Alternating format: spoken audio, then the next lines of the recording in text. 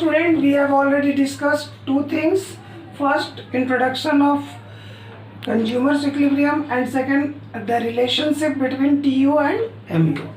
Today, I am going to discuss the third part of consumer's equilibrium, that is known as law of diminishing marginal utility. So, law of diminishing marginal utility states that when a consumer continuously consume any commodity, he get less and less satisfaction from each successive units. So here, that is the most important. When a consumer continuously, so continuously is the key word, continuously consume a particular commodity, the satisfaction level continuously decline. So why it happens? Because the desire for that commodity continuously declines. Due to that, the marginal utility also declines. It can be explained with the help of following schedule.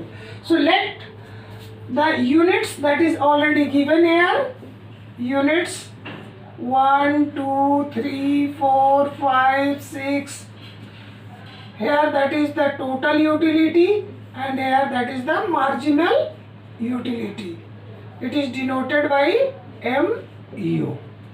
So marginal utility, as you know, change in total utility. So from the first unit, the total utility, if it is 20, the marginal utility will also 20. But when we consume the second unit, we will get less satisfaction in compared to first one. So it may be 16, next it may be 12, it may be 8, it may be 0, and ultimately it becomes negative. Suppose that is -4. Is it clear? So here we see that as the units of the commodity increases, from each successive unit, the consumer is getting less and less satisfaction. And according to the formula, the sum of MU is equal to TU. So here, that is the addition of MU. So here, that is the first 20, 20 plus 16, 36, 36 plus 12, 48, 48 plus 8, that is 56, 56 plus 0, again 56, and 56 minus 4, 52. So in this way, we have calculated total utility.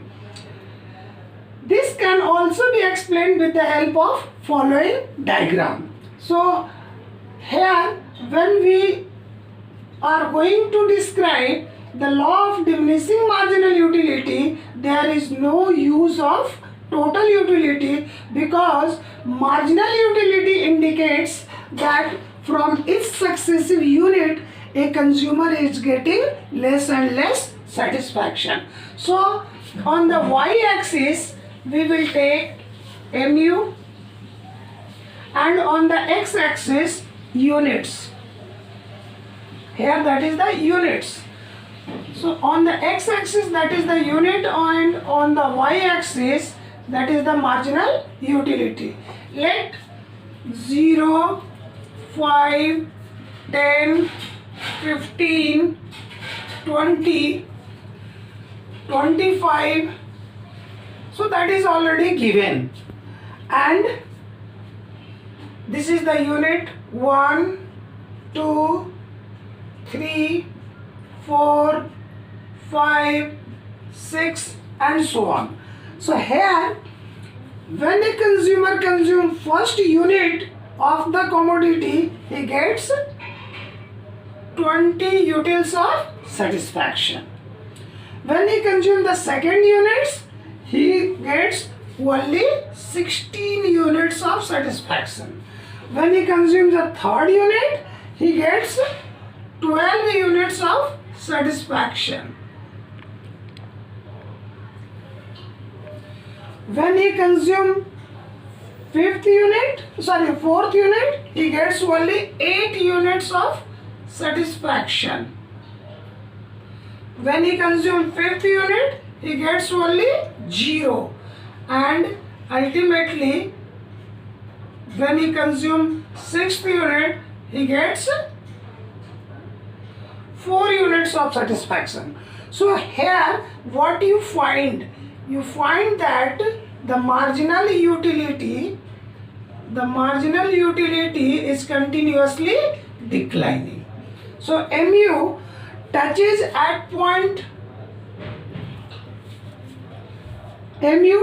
x-axis at fifth unit. So this point is known as maximum satisfaction point, or it is also known as point of satiety. Maximum satisfaction point, or that is also known as point of satiety. So in this way, we can say to get the maximum satisfaction, a consumer can buy up to fifth unit, and if he exceed the consumption of the same units from fifth to sixth unit, his satisfaction level starts to decline. Due to that, the marginal curve slopes downward and cut the x-axis. Okay, thank you. Already seen that the law of diminishing marginal utility, how it works. But before working, there are some assumptions of law of diminishing marginal utility. So I underlined the assumption word. Assumptions means that is the certain specific condition. So when there is a certain specific condition, then this law will operate, otherwise it will not operate.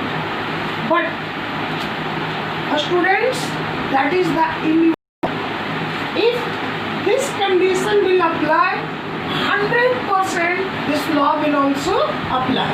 So first of all, this theory was given by an economist and his name was Boussian. So that's why it is also known as Boussian's first law. And according to him, what are the specific conditions? Condition number first, cardinal measurement of utility. As you know that utility is the psychological phenomena. One person's measurement may change from the other. However, the utility is measured in terms of a particular number 1, 2, 3, 4 and 5. As I told you, from the first unit, a consumer gets 20 utils of satisfaction. So here 20 utils indicates that utility is measured in terms of cardinal number or in the number. Second, monetary measurement. If we will not measure the value of any commodity in terms of money, we can't determine the utility of that commodity. Here I want to give you one example. Suppose a person went to a particular place where free food has been provided by a group of people.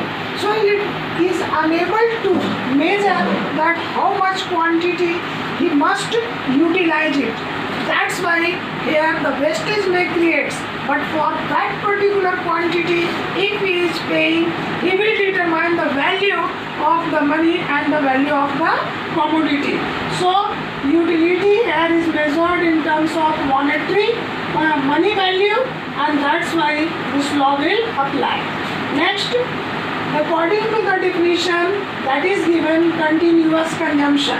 If the consumption breaks, the utility of that commodity increases. Here I want to give you a particular example of your shirt, your any garments. Suppose a person used in a day only one time a t-shirt, but when he moved from one place to another place, he used the another t-shirt. What are the reasons? Because continuous use of that t-shirt, the satisfaction for that t-shirt has declined. So here, unless the consumption will not continue, this law will not apply. Next, no change in quality. If you are consuming one commodity, the quality of that commodity must be continuous.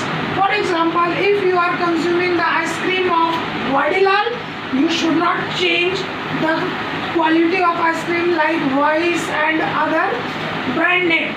It must be Vadilal. Then this law will apply. And the last, and this is the most important, the consumer must be rational.